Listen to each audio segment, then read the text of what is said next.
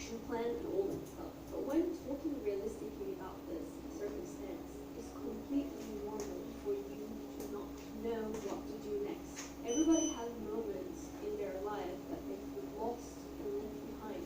Maybe not even moments though, maybe decades or something. And that's completely normal. When talking about the pressure that society puts us to be constantly successful, let's start from here. What is success? How do we define success? What is the meaning of being successful?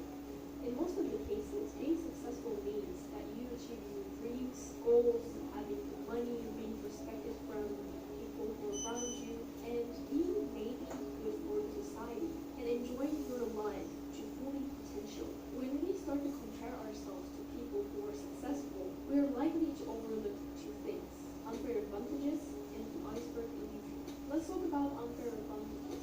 I'm going to take a lot of quotes from my all-time favorite book, Unfair Advantages. If you haven't read the book yet, I beg you to stop this video and order that book and read it immediately, because that book is going to change your life and your mindset like it did to mine. Okay? So, a little question before starting to talk about it. Do you believe that life is fair? Stop this video and please comment. I'm going to tell you my opinion, and life is unfair. Life is unfair AF, and I'm not the only one who thinks this way. I'm a young, white, educated male. I got really, really lucky, and life isn't fair. Those are the words of Evan Spiegel, the billionaire co-founder of Snapchat. So basically, Evan Spiegel grew up in a multi-million-dollar house in Los Angeles. His parents were very successful and famous lawyers who were dealing with very big and global countries and dealing with their issues. And he got the best education in this world. And his mentor was co-founder of YouTube, Scott Cook. He had the best education. His parents were also educated. They had money. They were multi-millionaires. He had networking. He was healthy. And he had every single opportunity in his life. And he used these unfair advantages, and he became successful in life. After hearing his background, you might think that, of course, he's going to be successful. I don't have these unfair advantages. I can never ever be like him. And that is not true. Actually, there is a way for everyone to be successful. You might. What the?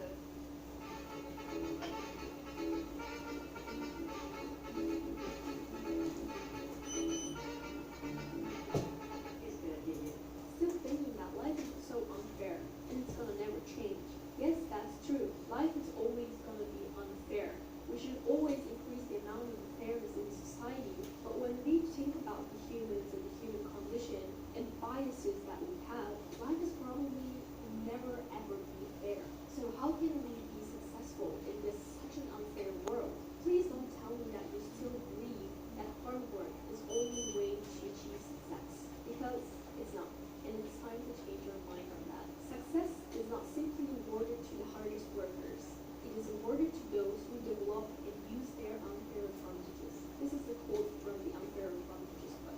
By unfair advantage, we do not mean an unethical or illegal advantage. An unfair advantage is competitive upper hand in your set of unfair advantages that is unique to you. And sometimes it's not one that is earned or worked for.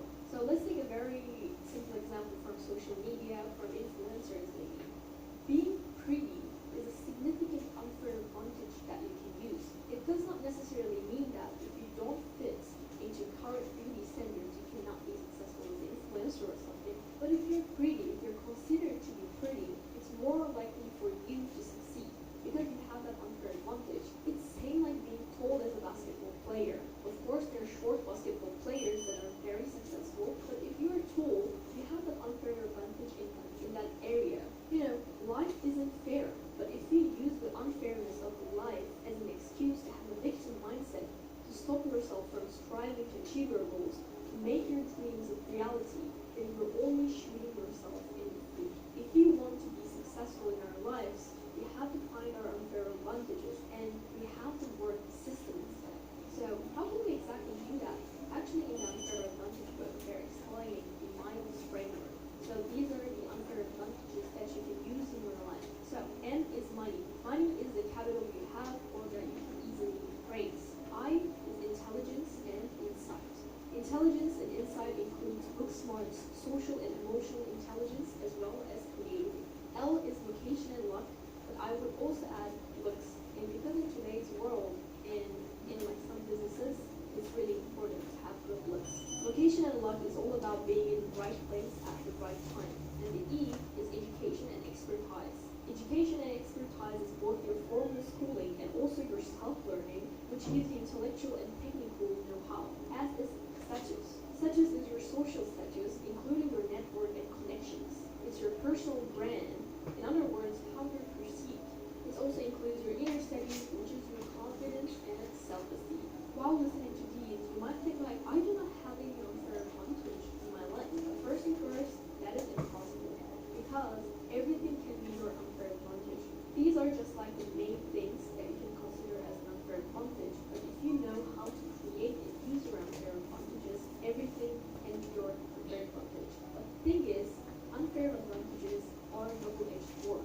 If you know how to use it, it can be beneficial for you, it can be life-changing for you. But if you don't know how to use it, it can also damage your life too. If you guys want a detailed video about unfair advantages and how to find your own unfair advantage and how to use them, I can make a detailed video about it, so let me know in the comments down below. So the other thing that people overlook is the iceberg illusion. All people see is the success of someone, so the tip of the iceberg, but do not see all the stages of mistakes, persistence, failures, etc. So the lower hull of the iceberg under the water.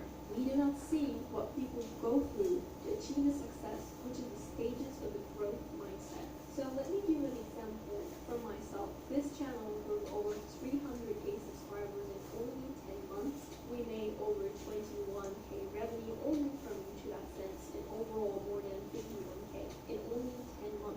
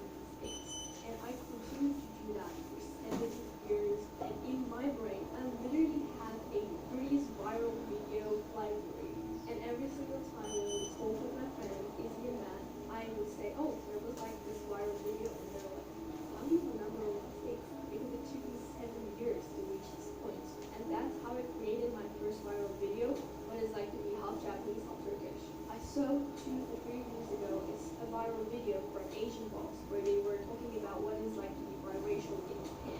And after seeing that video, 2 years ago, I took a screenshot and I told myself, I'm gonna make this video, and this video is probably gonna blow up and change this channel. And I did it, and it really did. I remember how many times I was crying after getting only 5 views and being ultimately happy after getting 46 views or something. Those stages were basically the bottom of the iceberg that you never saw. You don't know those. I remember and know all of these stages. Maybe in your current life, you're only seeing the tip of the iceberg. And maybe you don't know the bottom of the iceberg that people struggle. Or maybe you didn't know anything about unfair advantages, and maybe you didn't know how to use your unfair advantages. And that's completely normal. But I hope that you can change your mindset in this way and start working on yourself, because you can create unfair advantages. You can use your unfair advantages and maximize your success in life. The last thing that I would say is never give up on your dreams. Don't work only hard. Work hard and smart. Looking for 300K subscribers in a year.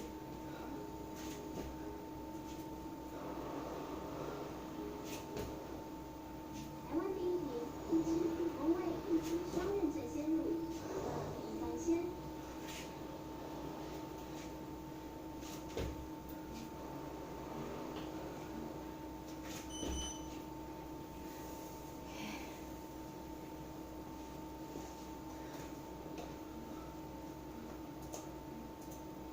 Exercise and intonation, maybe this works. Okay, cool. So there's one. What's your first one? So my first word is not really a word. Spelled a couple different ways is so this is something I didn't realize that I do a lot or say a lot or whatever, but it's it's a sound that English speakers make that shows disapproval. So I don't know. Like, okay, for example, the kid who's talking to a parent, and the parent says, you know, you need to do your homework. I know. But no, seriously, we need to get to a big up. Mom, whatever. Yeah. So maybe thing is like whatever. Yeah, psh is good. There are a lot of variations on psh. Whenever you don't want to hear what the other person is saying, you can use psh. Or I see another one that I like to use, PFFFFD. That one's harder to say though. It's not so natural. But I think psh is good. Any sort of P kind of sound or just any sort of nonsensical phrase said like that. I don't know what you're saying. Yeah, that's a great one. That's a great one. I use that all the time too. I wish I didn't use it. I did. Okay. All right. Well, onward, I guess. My next word is anyway. Anyway, I like to use to transition between two things, to transition between ideas. I also like to use it when I've been talking for way too long and I need to make an exit from the conversation. Usually I use anyway with kind of a dot. Anyway. And I don't finish saying anything after that. Just sort of this my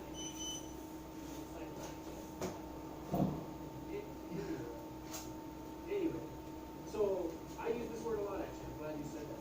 Actually, some of my students asked me, they said, what are some good words that connect two ideas or something like that, like a beginning, first, second, these kinds of words.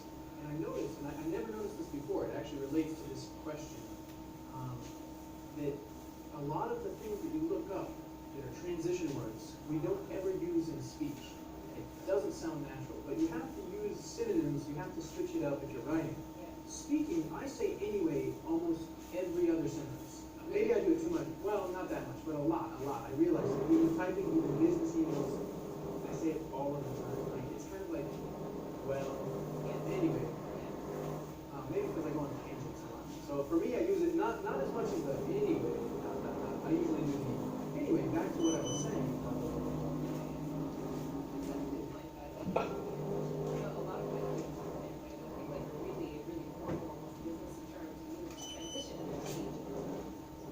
Something like anyway, well.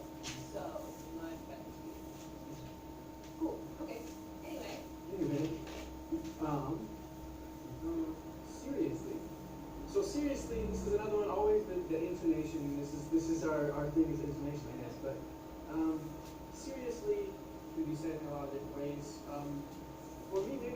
common is the saying that's when you say, really? It's kind of like, seriously? Like, did that actually happen? No way, really? Anytime you go up like that, it's a rhetorical question. You don't actually want an answer. It's like, wow, same thing as wow. And then there's also when someone does something stupid, and you just look at them, seriously? But that's less common. That's, kind of, Really? seriously? No, really. I mean, I use it the way that you just described it to like if I see, I don't know, somebody is walking on the street in front of me and maybe they stop and they don't have any consideration for the people behind them on the street. I might seriously? Oh, you're right. Like, is this really happening? Did you just make this decision? Maybe I use it when I'm talking to myself more. Not so much. I don't necessarily. Yeah, those are fighting words. Yeah. Those are fighting words. So no, you're right. I think maybe driving, same. Yeah. Seriously? Or, I mean, are you kidding me? Well, I don't want to say the bad version of it, but this is what I'm thinking when I'm driving. Are you kidding me? Seriously? Yeah. You're right. But it's usually to yourself, because otherwise, pretty aggressive. That's true. Yeah. So don't say it to the other person. But yeah, you're right in terms of when it comes to friends. Not really happening. Seriously? Yeah. It's super easy. Am I turning it? Okay. Last one for me. My last one is one I use all the time in a number of situations. I've chosen I don't know. This is great for, of course, when you don't know the answer to something. But I think when you don't know the answer to something, like a math question or whatever, it's better to say I don't know. But when you use the contracted don't know form of don't know, it just shows kind of that it's not a serious issue. It's not something that you're overly concerned with.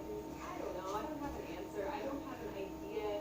It's kind of like saying, what do you think? Or just this is all I've got.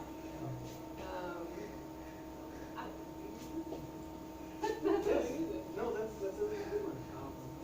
The same thing is, anyway, I type this wrong. I say IDK, which is the acronym for it. I would never say IDK out loud. Don't say IDK. That sounds kind of stupid. I'm sorry, in my opinion. But you say, I don't know. I say that all the time because I think it's just a nice way to be humble, really. Because maybe you do know, or you think you know, but it's a nice way to be like, I'm not sure, what do you think? It's a nice, it tones down your tone. You don't sound as authoritative as aggressive. So I don't know, do you want to eat Chinese food tonight? Yeah. I mean, I don't know, we can eat whatever you want. What do you think? Yeah, it's like a really nice offer. Like that. If you want to introduce an offer, you have an idea about something you're not sure what it is, you can say, I don't know, what do you want to do? I don't know, what do you want to do? So that's usually the thing. I don't know, what do you want to do? Okay, just make a decision. We're going to go to YouTube. We're going to watch some videos. English class. Wow, nice. Anyway. Okay, so that's some English that we use without thinking about it all the time. I think that they're really useful phrases. They're a little bit fun. If you have some English that you like to use from time to time, or that you just find comes out of your mouth without thinking about it, please leave us a comment and let us know what it is. And Yeah, so also, this is a tough one because if you use it without thinking about it, it's hard for us to realize what those words are. So if there are any words you hear English people say and you're curious, also leave that in the comment and if you can. And anyway, that's probably all of that. Anything else? I think that's all. So give them a try, and we will see you again next time when we have more fun stuff to talk about. Thank you. Hi, everybody. Welcome back. My name is Alicia, and I'm joined today in the studio by... And today our topic is going to be our favorite things that we miss when we are outside of America. So let's get right into it. The first thing on my list for today, my list of 3 items, I've chosen ovens. One of the things that I really miss when I'm outside of America is ovens. The ovens that my family has always had in our house are very, very big. You can cook turkeys, you can cook casseroles, you can cook pretty much anything you could ever imagine in an oven. When I'm outside of America, I often find that oven sizes are noticeably smaller, or ovens themselves are just harder to come by than they are in America. So that's one thing that I really miss. I don't know if this is the thing that plays a big part in your life, but for me, it's a big thing. Honestly, I didn't notice that they said that. Because I don't cook, I'm lazy. I just go to a convenience store, I go to, like, whatever, street vendor or something like that, which I know is more expensive, but, to America, I just want convenience. general theme for most of us is everything's bigger in America. So, well, actually that leads me to one. The transition. Let me pick the one. This one. Okay. So, speaking of everything being bigger, space. I miss space. You take it for granted. You don't realize it, especially if you go to some more crowded countries like in Asia, and that's where I've been for the past while. And yeah, most people, you have no idea. In America, it's pretty common, I would say. It's starting to change, but it's typical for 18-year-olds to move out and live by themselves. And that's not true in a lot of countries. In a lot of countries, they live with their parents until they get married. And so I grew up going to house parties. You don't go to the bar. You can't drink legally until you're 21. So you go to people's houses. It's cheaper even when you are of age, as you should wait. But you know, there's always house parties. It's never an issue to have space. Also driving, there's tons of space, tons of room. Yeah, just in general, I need space. So that's probably why I love it. Right, yeah. Your point about space is so true, especially that point that you made about the difference between having house parties and parties in a bar and a restaurant. When I've been in countries in Asia as well, I rarely get invited to people's houses. You only get invited to someone's house if you've known them for a long time and you're pretty close friends. At least in my case, maybe my friends are different from your friends, I don't know. But yeah, having a house party is very, very rare, I find. And if you do have a house party, they're very beautiful. It's not like big college parties in the States. It's not a rager. It's like a dinner party. It's the equivalent of an American dinner party where it's adults having wine, eating food, okay, lean. But in the States, I think it's just so common. You rent from a friend. It doesn't matter if the carpet gets dirty or whatever. You know, there's another house over there. There's plenty of space to go around. Yep, that's a good point. Okay, great. Well, I guess I'll go on to my next one. You're probably going to sense a theme going on with mine. But my next one, I've chosen cheese. I really like cheese, and I find that it's more expensive, I should say. It's more expensive, and maybe options are somewhat limited. Well, depending on where you travel in the world. We've been talking a lot about Asia, where we have experience. And in Asia, there's, cheese is available, but it's often much, much more expensive than it is in the States. So that's something that I really miss. I like it from time to time. And just, going to the supermarket or to a department store in Asia and seeing, something that would cost, I don't know, $3 or $4 in the States being, 20 or 25. So it's one of those things that you kind of miss about home. A small convenience that makes life a little bit. Yeah, I agree. I love cheese. People talk about, I eat too much cheese, my stomach will hurt. No way.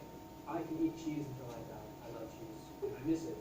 But sometimes it's hard to really convince yourself to spend that extra. You can get pretty much anything. In the 21st century, you can go to like Costco or whatever, get peanut butter, whatever you miss. But to bring yourself to spend that ridiculous amount of money, it's tough. So yeah. Speaking of food, I miss this one. I'm from Colorado, and this is the best food you'll ever have in your life. It's called Chipotle, and it's from Colorado, and it's we have a lot of Mexicans in Colorado, so we have a lot of Mexican influence. This is definitely not authentic Mexican food. This is definitely Americanized. It's huge, big burritos with lots of cheese, meat, rice, so filling. I love it, and it's hard to find that kind of stuff. Just food in general, just some real hearty, artery clogging, disgusting stuff that just hits the spot. For sure. Yeah, I totally agree. And I guess I just switched on my last one. My other word is burrito. It's true, burritos. Maybe, I don't know, maybe we're cutting the same cloth on this point. Where are you from? Which state? I was born in California, but we moved to Oregon and my family is in California again. And one of the things, I was recently back in the States and I ate a lot of burritos. I had this thing called like an extra super burrito because I thought just the fillings were going to be, I thought there were going to be a lot of fillings or it was going to be spicy. But it turned out to literally be like this long. They had to use, I'm not exaggerating, I took a picture of it. They had to use two massive like tortillas to wrap the whole thing. And then I couldn't actually pick it up. I had to like lay it down on the table and part of the end of it to eat it. Yeah. It's just, I don't know if this is unique to our generation or unique to people who are from like the west coast of America, but west-ish side of America. But just, man,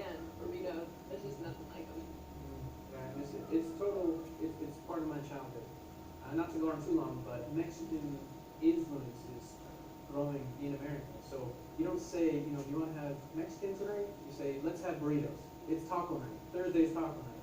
It's just a part of my culture, so Yeah. I would say it's part of American culture. Yeah, fajitas, burritos, tacos, tostadas, chimichangas, enchiladas, anything, anything with meat, tortilla, cheese, something spicy. Yeah, yeah. Always, I always love it. True Americans, just like everything is food, food, food.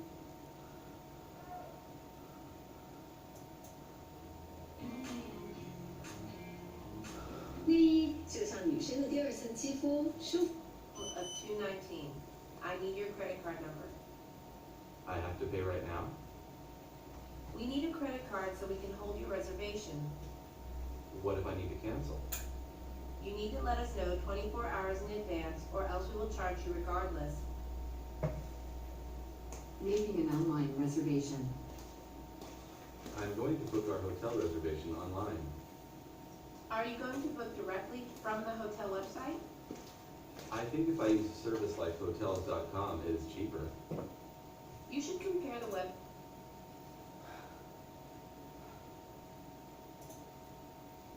Are very wealthy for this reason.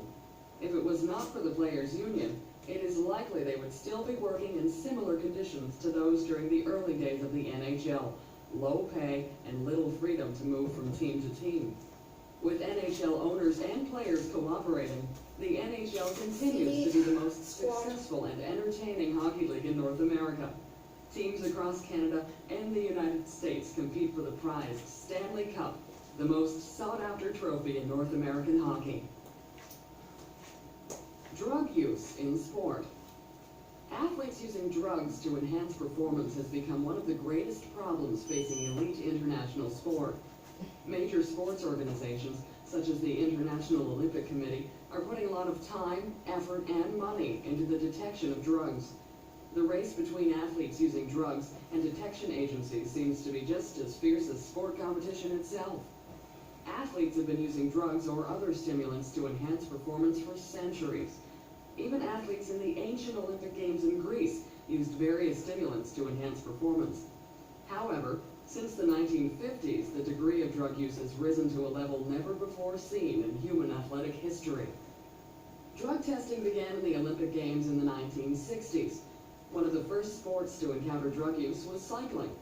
During the 1960 Summer Olympic Games in Rome, Italy, a cyclist died from an amphetamine use. In 1967, another cyclist died in the Tour de France cycling race. Around the same period, bodybuilders in the United States were experimenting with newly developed synthetic steroids that built muscle mass. As a result, the International Olympic Committee started testing for steroids during the 1976 Olympic Games in Montreal, Canada. Probably the most famous case of an athlete using drugs was Canadian sprinter Ben Johnson. After winning the 100-meter sprint in the 1988 Summer Olympic Games in Seoul, South Korea, Johnson's drug test was found to be positive. Johnson took a synthetic steroid to build muscle mass and enhance power. Eventually, Johnson was stripped of his gold medal. In the aftermath of Johnson's positive drug test, the Canadian government conducted a federal inquiry into the drug use in Canadian sport. The government inquiry was the largest one to have been conducted in any country up to that point in time. The results of the inquiry found that drug use among Canadian athletes was very common. The inquiry stated that there were problems beyond just individual athletes, such as Johnson, taking drugs to enhance performance. Indeed, it was stated that there was a moral crisis throughout sport. Today, the race between drug detection agencies and athletes who use drugs continues. In January 2000, the International Olympic Committee created a new agency to detect drug use, the World Anti-Doping Agency, WADA. WADA has provided increased resources for drug detection, especially in Olympic sports. Hopefully, WADA will be able to keep pace with the current moral crisis in sport. Participation. Participation was the name of the Canadian government program designed to encourage Canadians to get and stay physically fit. Created in 1971 by the federal government, Participation was successful in encouraging Canadians to be active and to stay healthy. Participation was created by the Canadian Liberal government of Prime Minister Pierre Trudeau. Trudeau believed that sport and recreation should play an important role in the lives of Canadian citizens. His government took 2 steps towards the accomplishment of this goal. First, a government agency was created to provide funds for high-performance athletes, such as those training and competing in the Olympic Games. A second agency was created to encourage participation and physical activity in the general Canadian population. It was out of this second agency that Participation was born. Participation became famous in the 1970s because of a series of television commercials. In these commercials, a young Canadian in his 20s was seen being outrun by a 60-year-old Swedish man. The message was that Canadians had become lazy and inactive. This was probably true of Canadians at the time. Physical fitness was not highly encouraged in schools, especially for women. Also, the government played little role in encouraging physical activity before Participation. The result of Participation was impressive. Canadians became more active in the years following the program's inception. Also, fitness and activity were encouraged through physical education programs.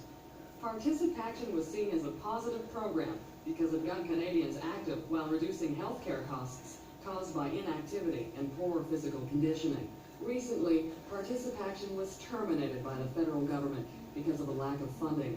Many people thought this was a shame given the positive messages the program gave to otherwise inactive Canadians.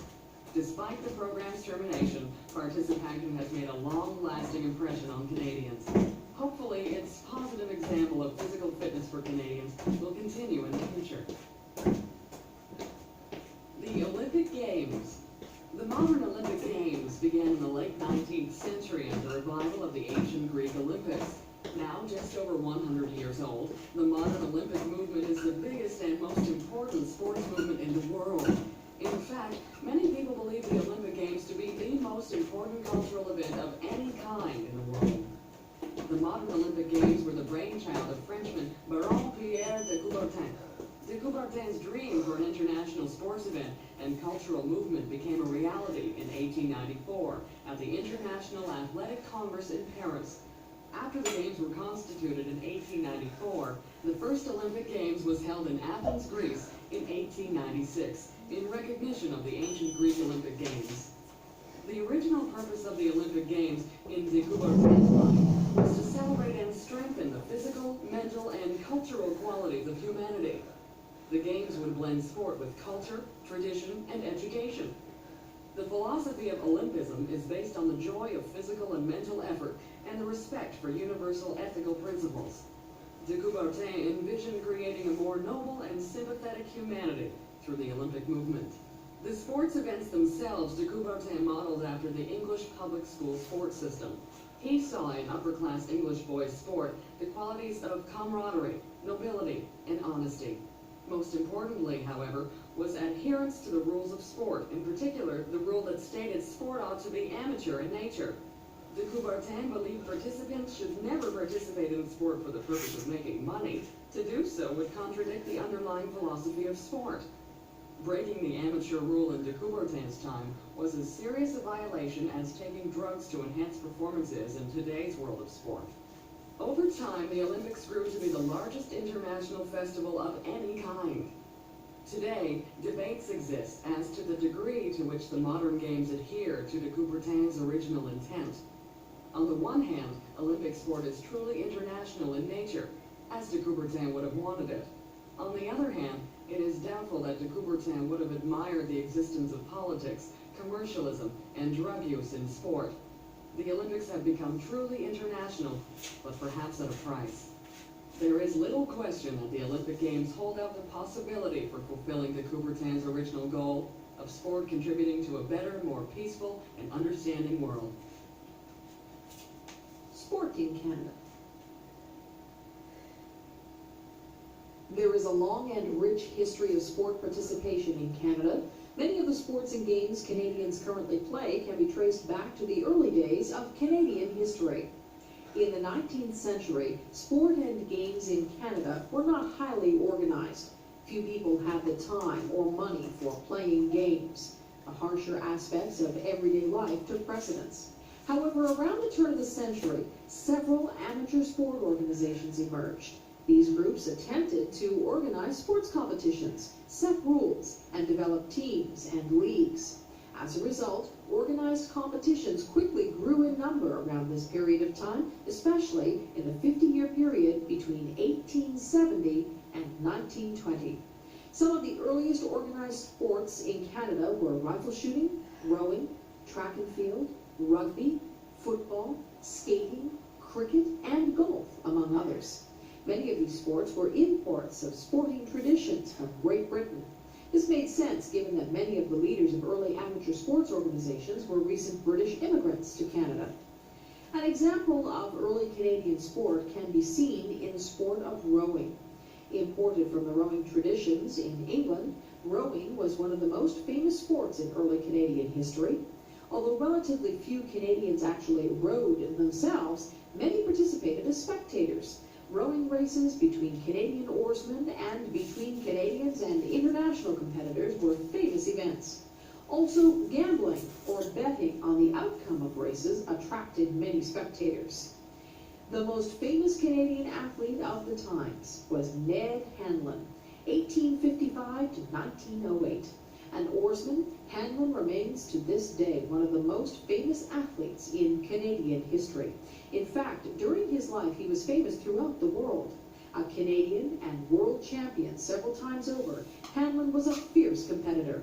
However, Hanlon was also famous for his appeal to spectators. He made a regular practice of gaining a seemingly insurmountable lead over his rival, and then stopping to wave at the crowds on the shoreline.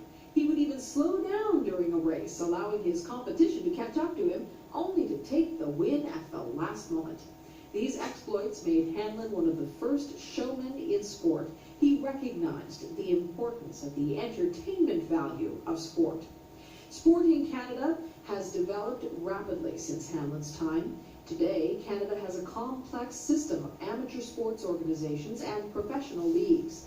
In addition, in the 1960s, the federal government of Canada became directly involved in the pursuit of healthy lifestyles and sporting traditions of Canadians. Today, the government provides funds for elite amateur athletes preparing for world championships and the Olympic Games. The athletic role models produced by these government programs are crucial to Canadians in general. Professional sports in Canada. Canada is a relatively young country, existing as a separate national and political entity only since 1867. As a result, its sporting traditions are relatively young as well. Most of the professional teams and leagues in Canada developed only in the last 30 years or so. However, athletes playing their respective sports for money dates back to the late 19th and early 20th centuries. Canada has 6 National Hockey League NHL teams, 8 Canadian Football League CFL clubs, 2 Major League Baseball MLB clubs, and 1 National Basketball Association NBA team. There are also smaller professional soccer and lacrosse leagues in Canada. It is estimated that professional sports and leagues throughout the country contribute over $600 million in value to the country's economy and account for over 23,000 jobs. Of the professional sports, hockey has the longest history and the greatest cultural influence on Canadians. The NHL has been in existence since 1917. However, organized professional and amateur leagues existed in Canada long before then. Many small town teams competed for local or provincial championships and had a strong influence on those Canadians who had little access to or knowledge of big city teams in Toronto or Montreal. In fact, it was not until NHL games were broadcast on the Canadian National Radio Hockey Night in Canada radio broadcast that many Canadians had experienced an NHL game.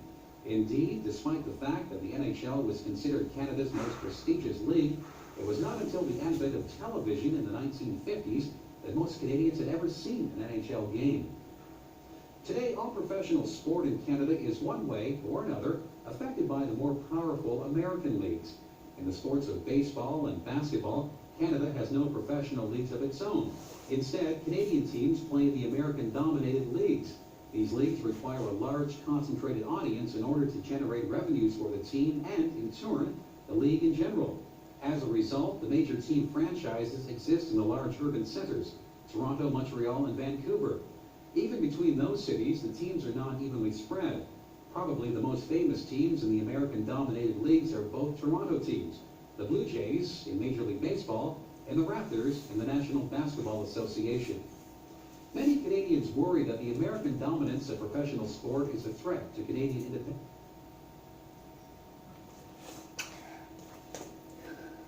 So now it's the second day, so the 30-day challenge. So here, now it's been 41 minutes, but including my some extra rest time. So sorry for that. Okay, so here is today for workout for the leg. So you can do legs exercise or some other moves including alright, so that's it today. See you next time.